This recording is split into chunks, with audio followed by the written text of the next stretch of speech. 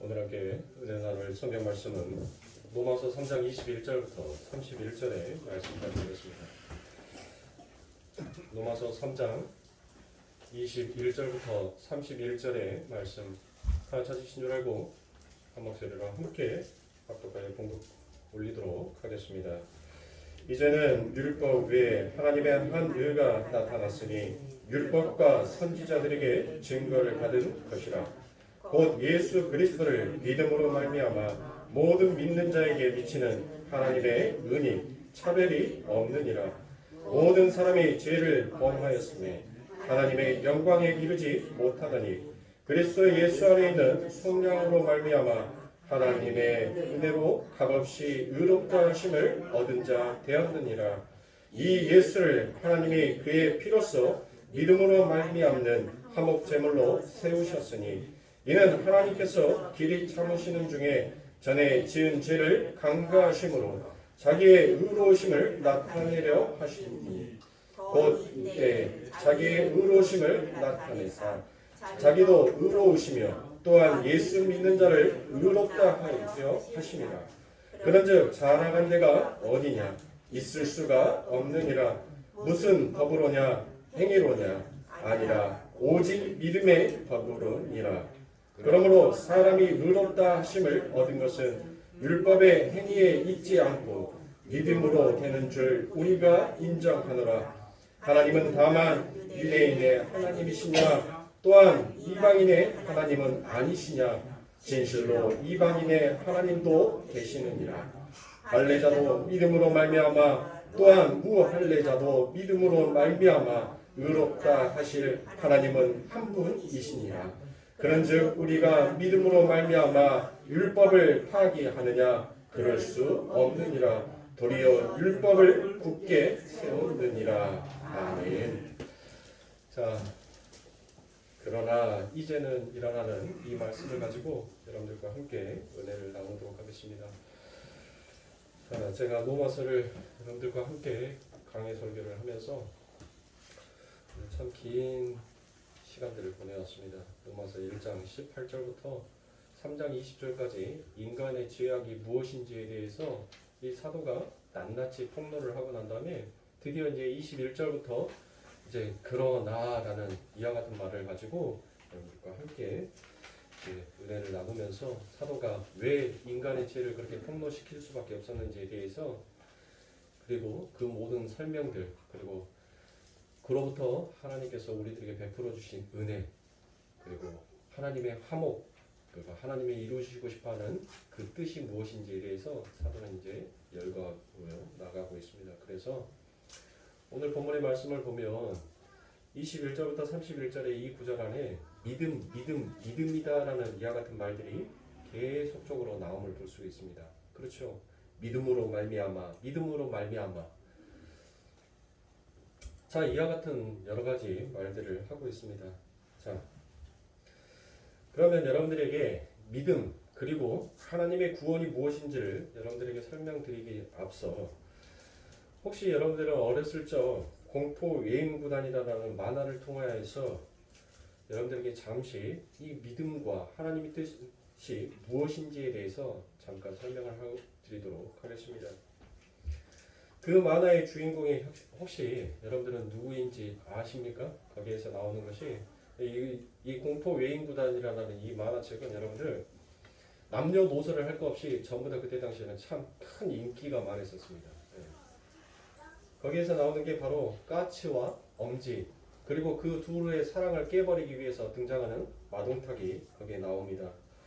까치가 속해 있는 그 야구 구단은 여러분들 진짜 거짓말 아니라 오합지졸들이 모여가지고 야구를 한답시고 모여 있어요. 야구의 야자도 모르는 너무나도 약해 빠진 그와 같은 자들이 하나의 구단을 이루어서 지금 이제 훈련을 하고 준비를 합니다. 마동탁이가 속해 있는 구단은 굉장히 강해요. 거기는. 그러니까는 해태랑 LG랑 야구 시합을 하는 것과 똑같다라고 생각을 하시면 됩니다. 그 정도로 이 마동탁이가 소속되어 있는 이 구단이 강한데 거기는 정말 체계적인 훈련 그리고 체계적인 것들을 몸에서 늘 습관처럼 연습을 하면서 그들은 준비를 해왔기 때문에 항상 모든 경기에서 백전백승을 합니다. 그런데 이 까치가 속해 있는 이곳은 정말 사람조차도 모든 사람들이 전부 다 손가락질을 할 만큼 그렇게 보잘것이 없었어요. 그런데 이 까치가 속해 있는 이 구단이 여러분들 결국 그 강함을 이 약함이 승리로 바꾸어 버리더라는 것이에요. 지금 제가 여러분들에게 이 말씀을 드리고 싶어 하는 것이 무엇이냐면 약자들이 힘을 합치면 강자도 이길 수 있다라는 그런 건설적이고 희망적인 그와 같은 그림이 아니더라는 것입니다. 여러분들 이 민주주의가 여러분들 어떻게 꽃을 피게 되었는지 우리 성도님들은 전부 다 잘 알고 계실 겁니다. 웃으며 소리로 여러분들 저도 굉장히 오래된 사람이에요. 제가 박정희 시대 때 태어났으니까 굉장히 오래된 사람이죠. 대통령으로 놓고 떨어지면 여러분들 제가 박정희 시대 때 사람이라니까요. 정말 오래된 사람이죠. 그런데 여러분들 그 민주주의가 지금의 꽃을 피우기까지는 여러분들 민주주의는 피를 먹고 자란다라는 그와 같은 말이 있습니다. 굉장히 엄청난 억압과 독재 속에서 민주주의가 이만큼 자유로운 국가로 되기까지는 엄청나게 보이지 아니하는 국민의 피가 흘러왔다는 것이에요. 보세요, 여러분들. 국민이 뭐 권력이 있습니까? 힘이 있습니까? 뭐가 있습니까? 국민은 아무것도 갖고 있는 것이 없어요. 그런데 그 국민이 하나의 힘이 결국 누군가에 의해서 그 마음에 물결을 치게 하니까 그들이 단합을 하게 되어지자 세상에 실질적으로 보이는 돈과 힘과 권력을 갖고 있는 자들이 그 연약한 자들에게 무릎을 꿇더라는 것이에요. 그런데 여러분들 보세요. 인간의 죄는 세상 앞에는 그렇게 관용을 베풀더란 거예요. 그런데 하나님의 말씀 앞에는 인간은 전혀 관용이 없어요. 저는 제가 강대상에서 정치 얘기를 하는 것을 별로 그렇게 그닥 좋아하지는 않지만은 요즘에 이 대한민국에 사는 사람들이 참 대단하게 큰 이해심을 갖고 살아간다라고 저는 생각을 합니다. 여러분들이 독재 정권에 있었을 때 통금 시간이 있었어요. 불도 내 마음대로 켜지 못하는 그와 같은 시절을 겪으셨던 분이 바로 지금의 세대들 아닙니까? 여러분들 보세요. 지금의 독재 시대와 뭐가 다를 바가 있습니까? 독재와 뭐가 다를 거 있냐고요. 코로나라는 그 명분하에 사람들을 움직이지도 못하게끔 여러분들 통제를 시키고 있어요. 그런데 지금의 사람들은 그렇게 관용을 베풀더라는 것이에요. 그럴 수 있지. 그래야지. 그런데 하나님의 말씀 앞에서는 절대로 인간들은 용납을 하지 못합니다. 용서가 안 되더라는 것이에요. 지금 제가 말씀드린 것은 이게 바로 인간 현실의 역사들이라는 것이에요.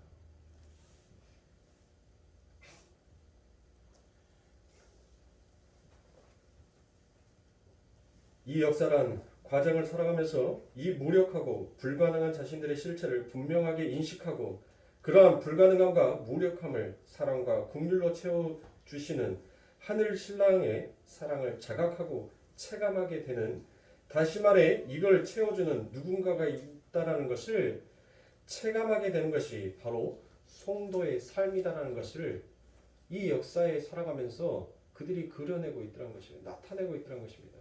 그런데 세상의 사람들은 늘 눈앞에 보여지는 것들만을 쫓아갑니다. 눈에 보여진 것들이 전부 다 여기면서 그렇게 살아가게끔 되어 있더라는 것입니다. 그러니까 약자들이 힘을 내어서 강자를 이기자가 아니라 약자들이여 자신들의 무력함과 연약한 자신임을 알고 고백하는 것이 승리다라는 그와 같은 메시지를 저는 여러분들에게 던지고 싶은 것입니다. 요즘 자꾸 외곽에서는 기독교를 여러분들 뭐라고 부르는지 여러분들 너무나도 잘 알고 계시죠?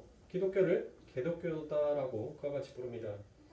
목사를 또 여러분들 목사다라고 그와 같이 부르기도 합니다. 대형교회 목사들이 모여서 기독교의 정당을 창당하자라고 그와 같이 얘기합니다. 정당의 목적이 무엇입니까, 여러분들? 정권 획득이 그 정당의 목적 아닙니까?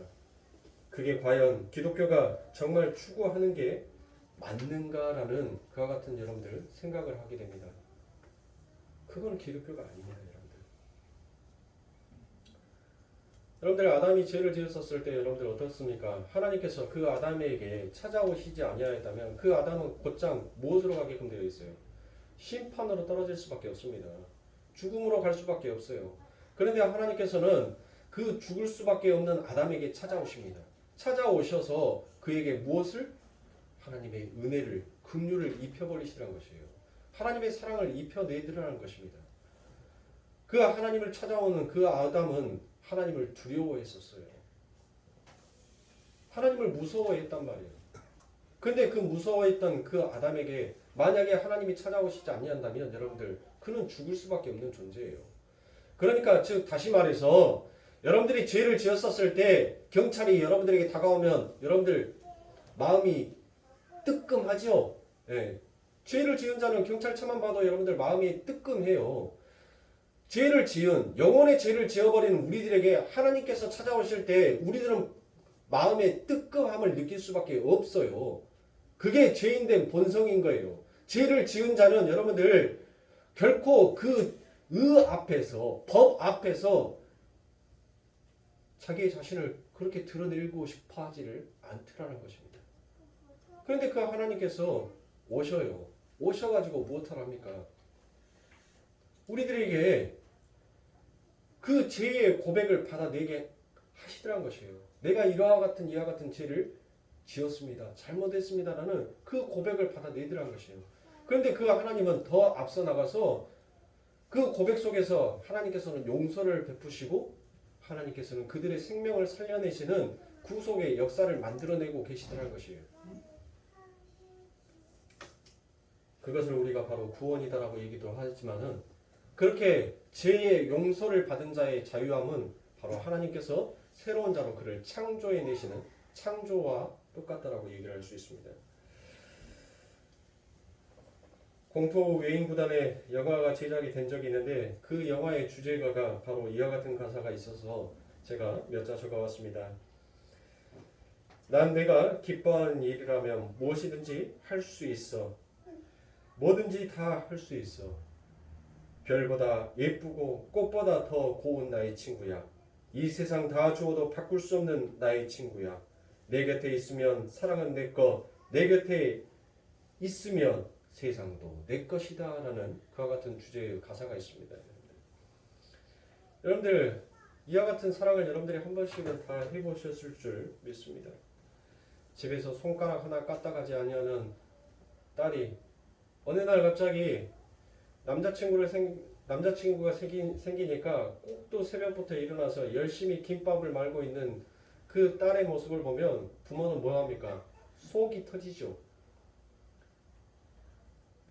아들이 한 번도 지방 청소도 할 줄 모르고 뭐를 할지도 모르는 그런 아들이 어느 날 갑자기 여자친구를 데리고 온다 하니까는 꼭두 새벽부터 온 집을 다 쑤셔가면서 청소를 하고 있더라는 것이에요. 그 모습을 보면서 어떻습니까? 부모는 속이 터진단 말이에요. 속이. 왜 부모가 속이 터지는 거예요? 네가 다른 사람에게 그렇게 하듯이 나한테도 좀 해봐라 라는 그 마음에 속이 터져요. 그런데 이미 사랑에 눈이 멀어버린 자는 그 부모가 속이 터지든 뭐하든 여러분들 지 할 거를 하더라는 것이에요. 자기 할 것을 해요. 그게 바로 사랑인 것입니다.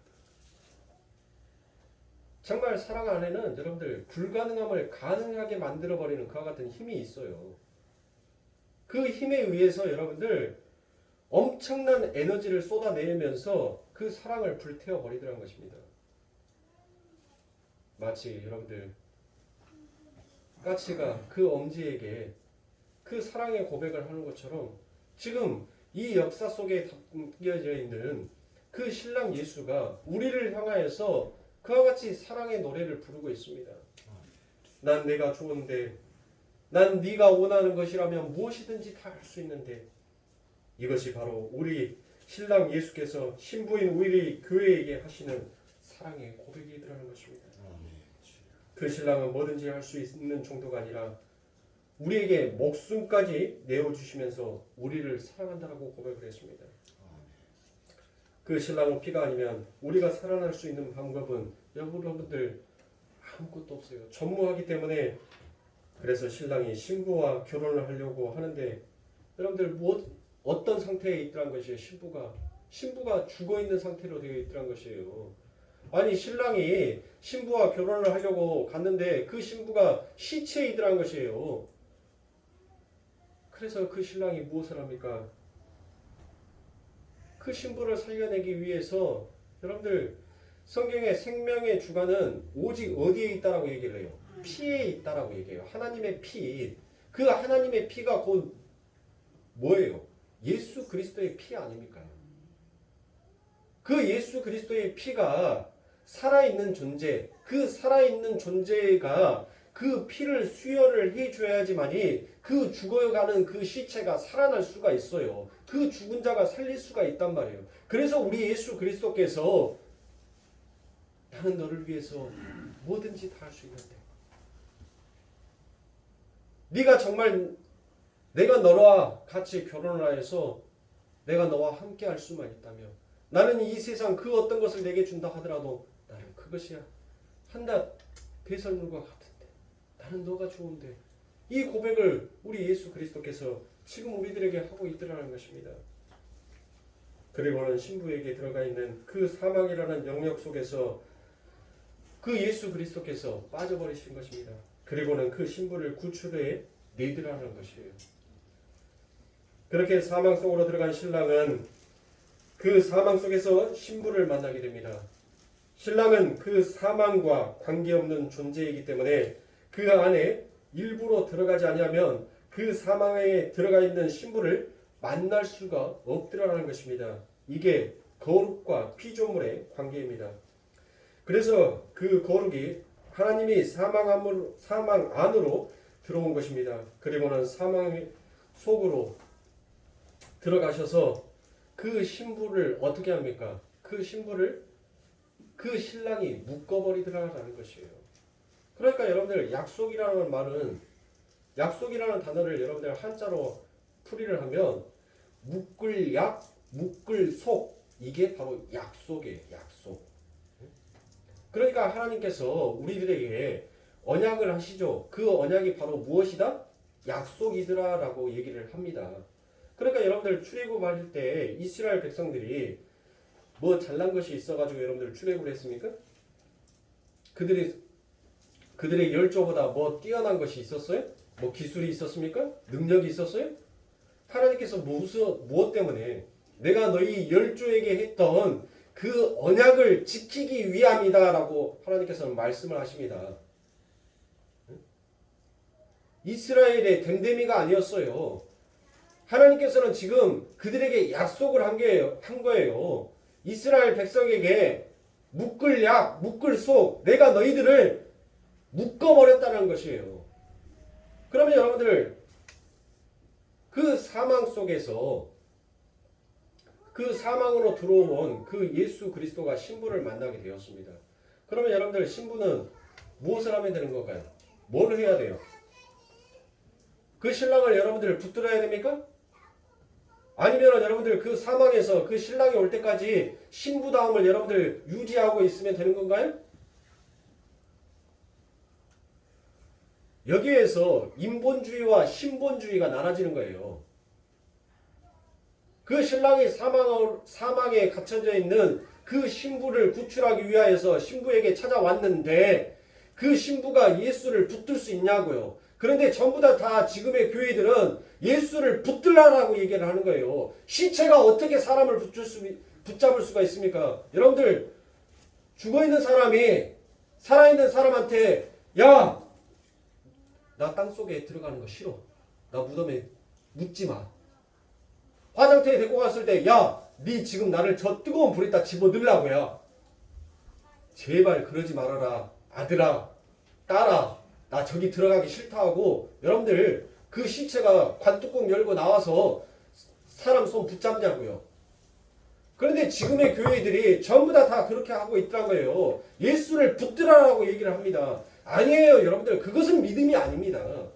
그러면 믿음은 뭐냐고요? 지금 왜 사도가 이 로마서 3장 21절부터 31절의 말씀에서 그와 같이 믿음만을 계속 얘기하고 있냐고요?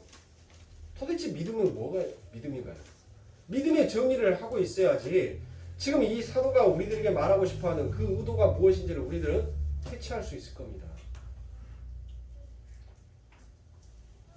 여러분들 사망 속에 들어온 그 예수 그리스도가 시체인 그 신부를 묶어버린 거예요. 그 예수가 우리를 묶어낸 거예요. 우리가 그 예수를 붙든 것이 아니라 그 예수 그리스도께서 당신 혼자서 그 신부를 묶어서 그 사망 밖으로 뛰쳐나온 거예요. 그게 바로 그것을 믿는 것이 믿음이더라고 얘기를 하는 겁니다.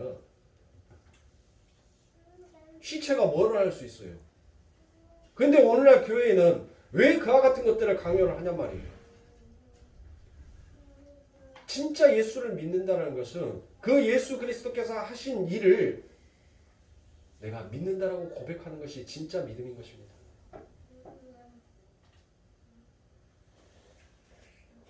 여러분들, 우리는 인본주의의 신학을 갖고 있으면 안 돼요. 우리는 철저한 신본주의 신학을 갖고 있어야 돼요. 그런데 우리들의 마음속에서는 왜 내가 할 수 있다는 그와 같은 마음을 갖고 계시냐고요. 제가 말씀드리는 것은 여러분들이 할 수 없다는 것이 아니라 여러분들 우리는 예수 그리스도의 이름으로 무엇이든지 다 할 수 있어요. 여러분들이 먼저 나오기 전에 예수 그리스도가 먼저 나와야 한다는 것을 저는 말씀을 드리고 있습니다.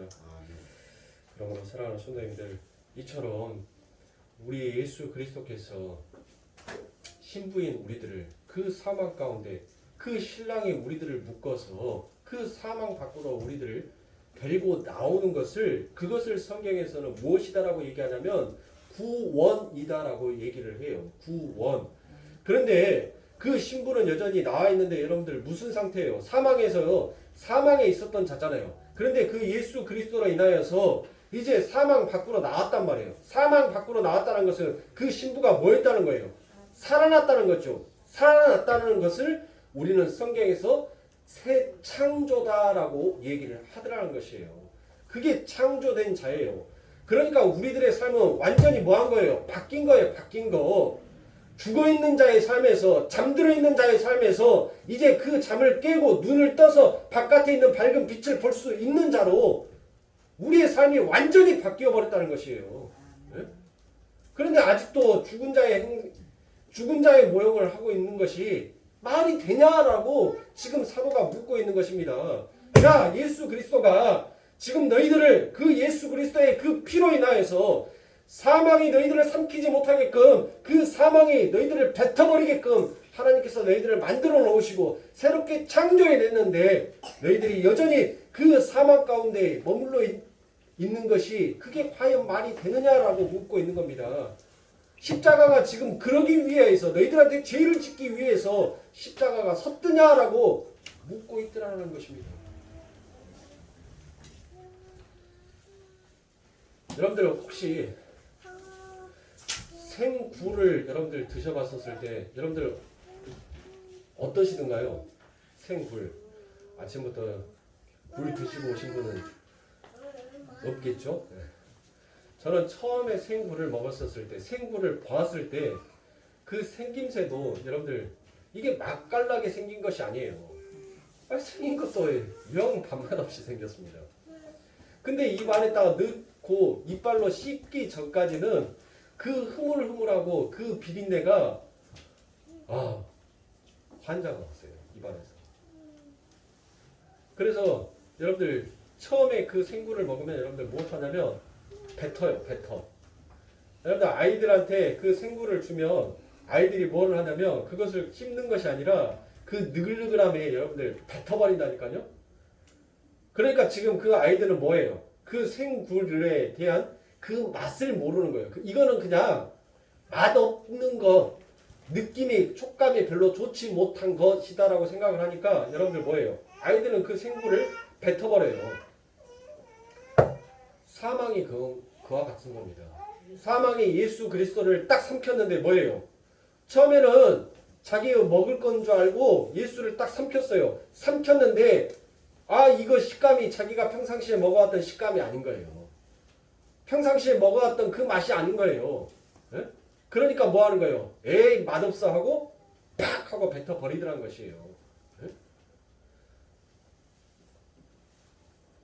지금 이 세상은 저와 여러분들을 어떠한 자로 만들어놨냐면 그렇게 사망에 삼켰을 때 맛없어 라고 뱉어버리는 자로 여러분들 우리는 이 땅을 살아가고 있단 말이에요. 그러니까 세상이 여러분들을 좋아해요?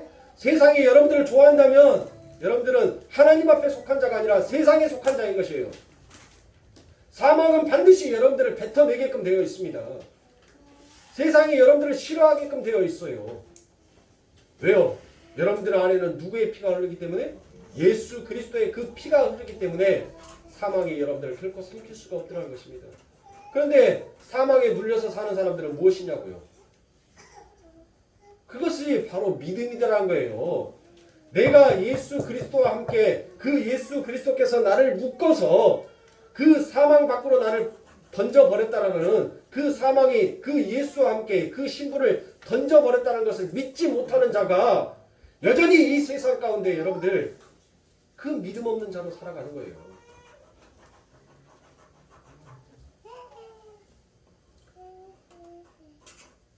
성도는 하나님께서 우리들에게 주신 이 역사 속에서 그 구원이 무엇인지 새 창조가 무엇인지를 그것을 깨닫고 걸어가는 것이 여러분들 그게 바로 믿음인 것이에요. 그게 성도인 것입니다. 그거를 알아먹는 자가 성도예요. 성도. 그러면 여러분들 믿음은 뭐예요? 믿음은 다른 말로 해서 여러분들 무엇이다라고 얘기할 수 있냐면 믿음은 다른 말로 사랑이다라고 말을 할 수가 있어요. 그래서 예수님께서 무엇이다라고 고백합니까? 하나님 사랑, 이웃 사랑이다라고 그와 같이 고백을 하지 않습니까? 그러니까 믿는 것은 결국 뭐 한다는 거예요? 사랑한다는 것이에요. 누구를 사랑한다는 거? 예수를 사랑한다는 것이에요. 그 전까지는 내가 죽은 시체였을 때 내가 살아있는 자가 아닌 눈을 감고 있었을 때는 나를 사랑하는 자로 살아요. 나를 사랑하는 자. 나밖에 모르는 자로 살더라는 것이에요. 그러니까 우리들이 여러분들 왜 우리들 삶 가운데 예수가 필요한지를 여러분들은 아셔야 돼요. 여러분들 솔직히 말해서 여러분들이 그 배아리에서 낳은 자식, 여러분들이 힘들게 금이야 오기야 키워놨던 그 자식마저도 내 몸뚱아리가 아프면 그 자식도 만사가 귀찮은 거예요. 와갖고 자꾸 내가 아파 죽겠는데 내가 힘든데 자꾸 와가지고 엄마 이거 해줘 아빠 이거 해줘 하면 뭐예요? 야! 좀 이따 하자고. 한 번에 다 해. 그렇게 가더라는 거예요. 그러니까 결국 우리가 이 세상 가운데서 누군가 남을 위해서 사랑한다라고 생각을 하고 살아가지만은 결국 내 자신을 사랑하는 자예요. 내 자신을. 그게 바로 성경은 죽은 자다라고 얘기를 합니다.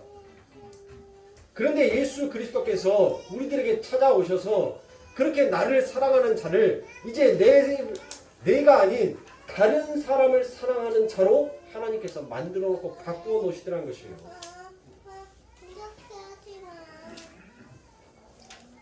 그래서 그 신랑이 난 내가 기뻐하는 일이라면 무엇인지 할 수 있다라는 그 신랑은 사랑 고백이 이 세상 모든 것을 가져도 너와는 바꿀 수 없다라는 예수님의 고백이 저와 여러분들에게 들려야 되는 것이에요. 그 말씀이 듣고 그것을 깨닫는 자가 바로 하나님의 백성이라는 것입니다. 중요한 건 그렇게 나의 신랑의 사랑 고백을 내가 나를 보니까 나는 다른 이보다 나은 게 하나도 없다라는 그와 같은 고백으로 가게 되더라는 것입니다. 나는 계달의 장막이고 포도원의 노예처럼 못난 존재다라는 마치 술람미의 여인의 그 고백처럼 하나님 앞에 그와 같은 고백을 드러내놓게 되어 있더라는 것입니다. 그런데 신랑이 무조건적인 사랑과 긍휼로 내가 갇혀있던 사망으로 출격해 들어와서 심장을 내어줘 버린 것입니다. 그것을 우리는 성경에서 구원이다라고 얘기합니다. 신부인 교회는 바로 그 사랑을 깨닫고 그 신랑을 사랑하는 자가 되어서 그 신랑이 준비해 놓은 어린 양의 혼인잔치로 그냥 나아가게 되어 있더라라는 것입니다. 이것을 바로 로마서 5장에서 화목이다라고 이야기합니다. 그렇게 자기 자신이 더 부족하고 불가능한 자임을 아는 것이 그게 바로 변화요 성숙이다라고 그와 같이 얘기합니다. 성경은 그 불구 상태를 열심히 노력해서 극복해서 멀쩡한 사람이 되어라, 잔치자리에 가는 자가 되어라 라는 것이 아니에요. 신부는 하나님께서 우리들에게 베풀어 주신 그 사랑이 무엇인지를 깨닫고 그저 하나님만을 붙들면서 가는 자가 바로 그게 신부인 것입니다. 그 하나님만을 사랑한다라고 고백하면서 가는 것이 그게 바로 신부가 해야 할 일인 거예요. 그러니까 사랑하는 성도님들, 우리가 엉뚱한 일을 하느니라고 진짜 해야 될 일들을 놓쳐버릴 때가 얼마나 많냐는 것입니다.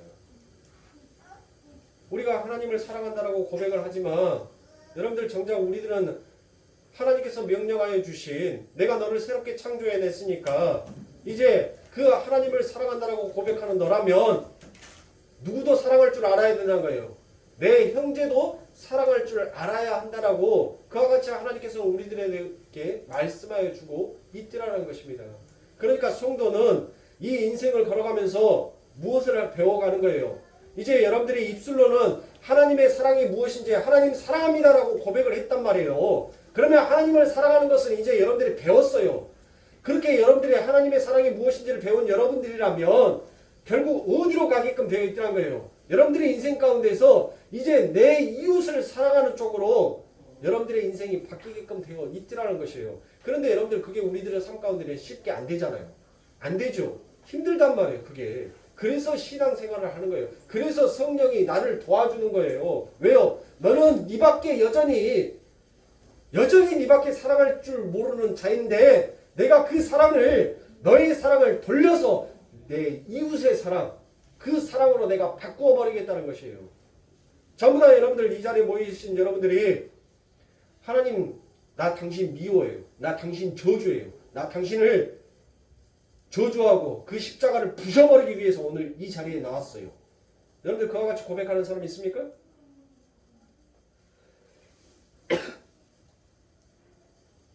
전부 다 하나님 사랑해요. 하나님 찬양드립니다. 하나님 영광 받으시옵소서라고 전부 다 그와 같이 고백을 하지 않습니까? 하나님의 사랑은 다 배웠단 말이에요.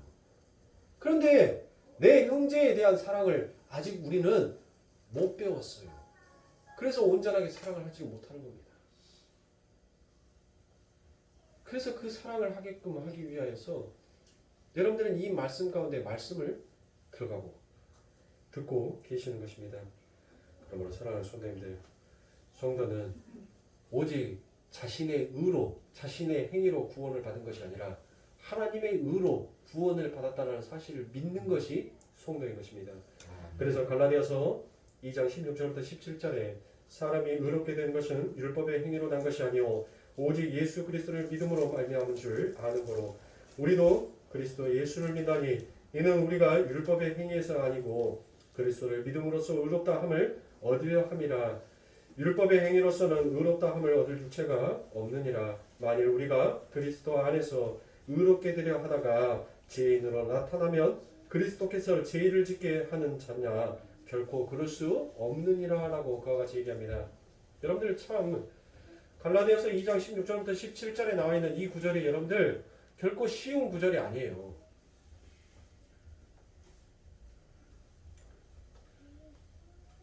여러분들이 이 구절을 정말 제대로 잘 이해하고 가셔야 합니다. 16절 말미에서는 여러분들 무엇이다라고 얘기합니까? 율법의 행위로는 절대 신부의 자격을 획득할 수 없다라고 그와 같이 단언을 해버려요. 그런데 17절에서는 자신의 행위나 노력으로 스스로 의롭게 되려 하는 어떤 자들이 있느냐라고 이렇게 묻더라라는 것입니다. 그러니까 17절의 말씀을 여러분들 다시 여러분들에게 해석하여서 말씀을 드리면 바로 이와 같은 그 뜻이 이 안에 담겨져 있는 것입니다. 너희가 스스로 의롭게 되려고 하다가 혹 죄를 지을 수 있는 것이다. 아니라고 하지 마라. 분명히 너희들은 죄를 지을 것이다. 만일 그렇다면 너희를 위해 십자가를 지신 예수가 너희에게 죄를 짓게 하시기 위해서 십자가를 지셨겠느냐라는 그와 같은 말씀인 거예요.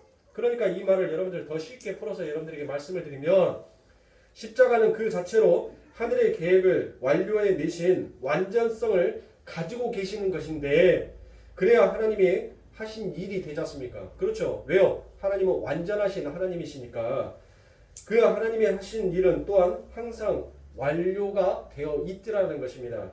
그런데 그 십자가 율법주의자들이 주장하는 것처럼 인간들의 행위를 보다 나은 행위로 인간을 보다 나은 인간으로 만들어내주는 바꾸어내는 도구로 선한 것이라면 이게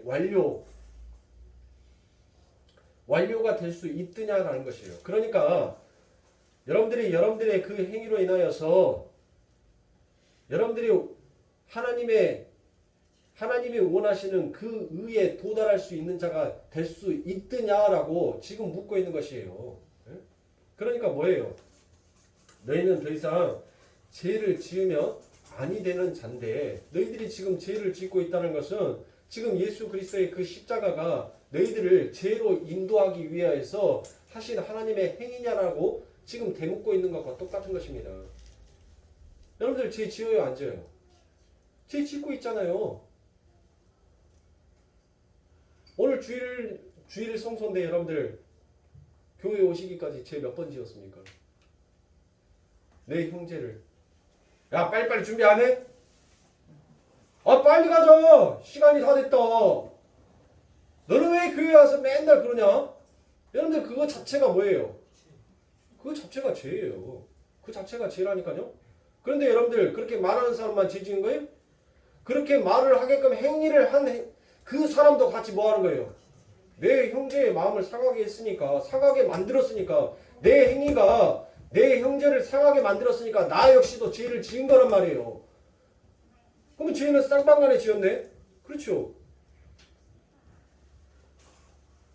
그러면 예수 그리스도께서 우리들에게 예수 그리스도께서는 분명히 죄를 사하시기 위하여서 그 십자가를 지셨는데 너희들의 삶 가운데 여전히 죄를 짓고 있으면 그 예수가 너희들을 죄로 인도하기 위한 하나의 도구였느냐라는 것을 십자가가 지금 바울이 묻고 있더라는 것이에요. 그럴 수 없더라는 것입니다. 그러니까 여러분들이 죄가 무엇인지를 깨달았다면 여러분들은 결국 무엇으로 가게끔 되어 있더라는 거예요. 하나님 앞에 고백을 하게 되어 있더라는 것이에요. 하나님 나를 용서해 주시옵소서. 하나님 내가 이렇게 죄를 지었습니다라고 그렇게 자신의 존재를 알아가게끔 되어 있더라라는 것입니다. 왜 이렇게 팍팍해? 에베소서 2장 8절부터 9절입니다. 너희가 그 은혜로 인하여 믿음으로 말미암아 구원을 얻었나니 이것이 너희에게 난 것이 아니요 하나님의 선물이라 행위에게서 난 것이 아니니 이는 누구든지 자랑치 못하게 함이라라고 그와 같이 얘기합니다. 고린도전서 1장 28절부터 31절에 하나님께서 세상에 천한 것들과 멸시받는 것들과 없는 것들을 택하사 있는 것들을 폐하려 하시나니 이는 아무 육체라도 하나님 앞에서 자랑치 못하게 하려 하심이라. 너희는 하나님께로부터 나서 그리스도 예수 안에 있고 예수는 하나님께로 나와서 우리에게 지혜와 의로움과 거룩함과 구속함이 되셨으니 기록된 바 자랑하는 자는 주 안에서 자랑하는 함과 같게 하려 함이라라고 그와 같이 말씀합니다. 자 보십시오. 보시는 것처럼 어린 양의 신부가 자격을 갖추는 게 신부의 됨됨이에 있지 않다라고 그와 같이 얘기를 하지요. 그러면 신부는 그 신랑을 자신이 얼마나 사랑하고 있는지를 알고 믿는 것으로 그 자격을 완비하는 자가 되더라라는 것입니다. 그러니까 여러분들 신부인 교회가 그 아버지 하나님 앞에 내 신랑을 만났을 때 여러분들 갖고 가야 되는 것은 뭐예요? 뭘 갖고 가야 되는 거예요? 여러분들이 봉사했던 그 시간들을 여러분들 계산을 해가지고 하나님 내가 하나님 앞에 봉사하는 시간이 28,659시간을 내가 봉사를 했습니다라고 여러분들 그 시간 계산해서 하나님 앞에 들고 가실 겁니까? 내가 하나님 앞에 하나님 내가 예수 그리스도를 믿고 난 다음에 하나님 앞에 헌금을 냈던 그 헌금이 하나님 내가 한 1억 8천 정도는 제가 헌금을 한 것 같습니다 하면서 여러분들 하나님 앞에 드렸던 그 헌금들 일일이 다 계산해가지고 여러분들 그 하나님 앞에 냈던 금액 말씀하려고 그거 들고 가실 거냐고요. 하나님께서 그거 요구하시겠냐고요. 여러분들에게 신부는 오직 하나님 앞에 갔었을 때 갖고 가는 것은 뭐만 갖고 가는 거예요? 하나님, 당신을 사랑합니다. 그게 바로 그 고백이 바로 뭐예요? 그 고백이 바로 믿음이다라는 거예요. 그 고백이. 성도는, 신부는 신랑을 사랑한다라는 그 고백, 그 고백만 갖고 하나님 나라에 가는 것입니다. 그래서 신랑은 이 세상의 가치의 기준으로 성숙되고 괜찮아진 그런 신부를 찾는 게 아니라 자기를 사랑하는, 자기의 사랑을 알아주는 그 일을 바로 찾고 있더라는 것입니다. 그래서 오늘 본문에서도 사도 바울이 믿음이라는 것을 반복적으로 이야기하고 있습니다. 믿기만 하면 되더라라는 것이에요. 그래서 21절에 이제는 율법 외에 하나님의 하늘과 나타났으니 율법과 선지자들에게 증거를 받은 것이다 라고 이와 같이 얘기합니다. 율법과 선지자들은 여러분들 어디의 시대 사람입니까? 구약의 시대 사람들이죠. 구약 성경인데 거기서 벌써 뭐가 나왔다는 거예요. 뭐 새로운 또 다른 의가 증거되어 있더라라는 것입니다. 그러니까 구약 성경은 전부 다 뭐에 대한 내용을 하고 있는 것이에요. 또 다른 그 의가 바로 누구다? 예수 그리스도를 나타내고 있더라는 것입니다. 22절입니다. 곧 예수 그리스도를 믿음으로 말미암아 모든 믿는 자에게 미치는 하나님의 은이 차별이 없느니라라고 그와 같이 얘기합니다. 그러니까 율법, 구약, 성경이 전부 예수 믿어라라는 그 말만 하고 있더라는 것이에요. 그런데 여러분들이 21절에 보면 뭐가 빠져 있죠? 그러나가 빠져 있습니다. 그러나. 원래는 여러분들 이 헬라어 성경책에 보면 그러나라는 이 구절이 있어요. 그런데 이 구절을 개역 성경이 지금 빼먹어 버린 겁니다. 이제는 이라라고 바로 그렇게 기록을 하고 있어요. 그런데 헬라어 성경책에는 그러나 이제는 이라는 이 말이 기록이 되어 있습니다. 그러나 이제는 누디네라는 말입니다. 죽을 수밖에 없는 자에게 바로 그 뜻이에요. 그러나 이제는 그 말이 죽을 수밖에 없는 자에게 무엇이 나타났다는 거예요? 구원자가 나타났더라라는 것입니다. 그들을 살릴 수 있는, 그들을 승리자로 만들어낼 수 있는 그들의 감독자가 나타났더라는 것입니다.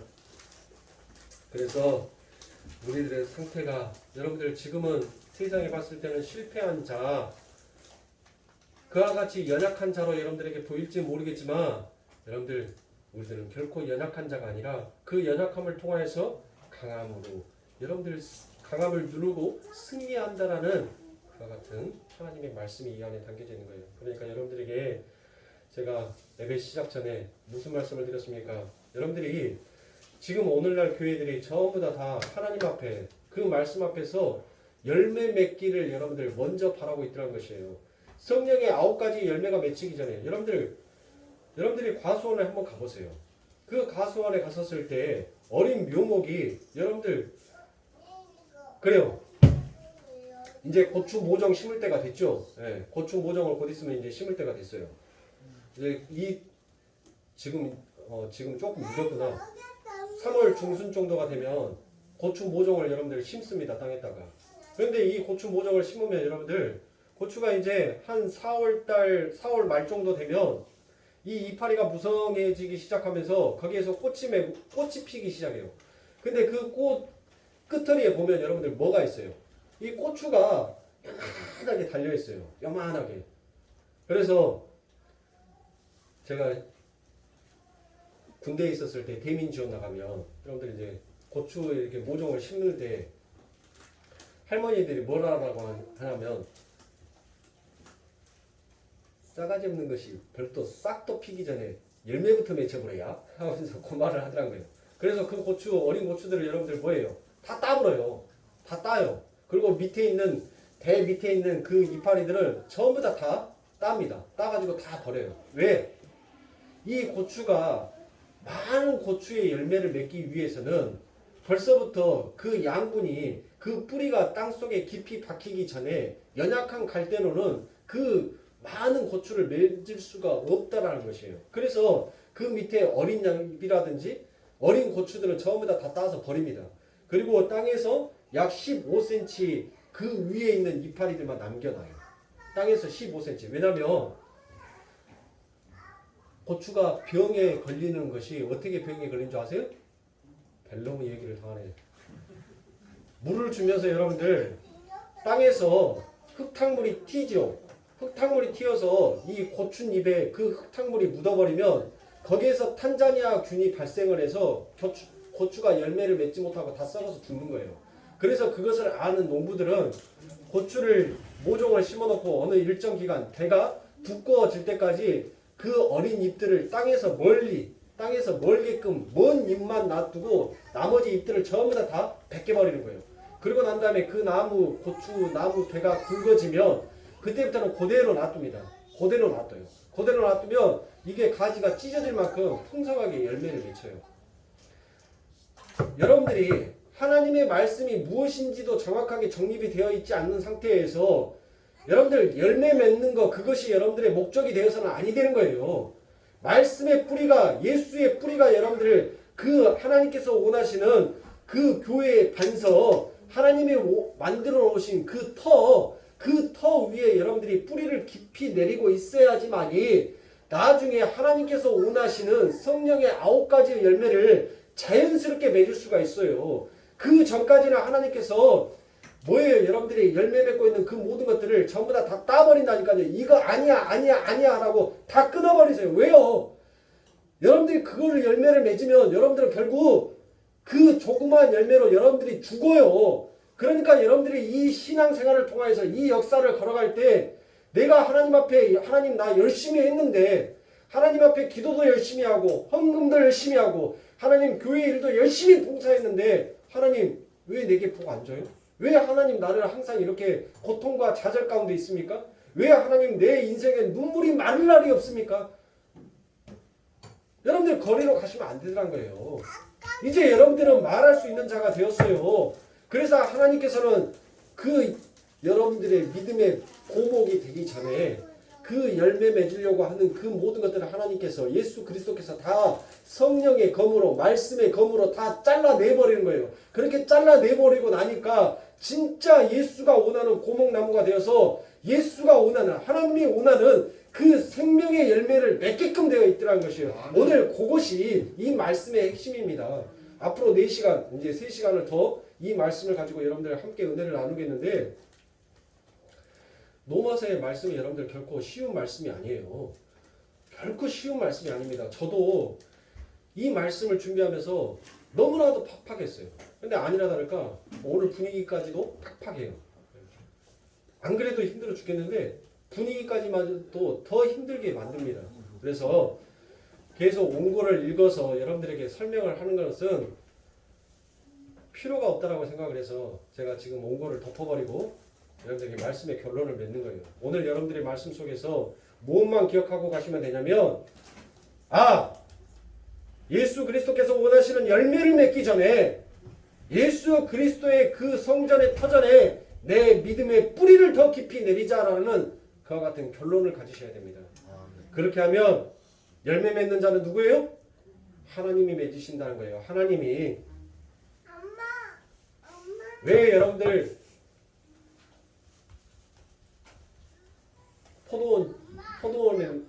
포도나무 주인이 타국으로 가면서 여러분들 그 포도원 농장에게 여러분들 세를 주죠.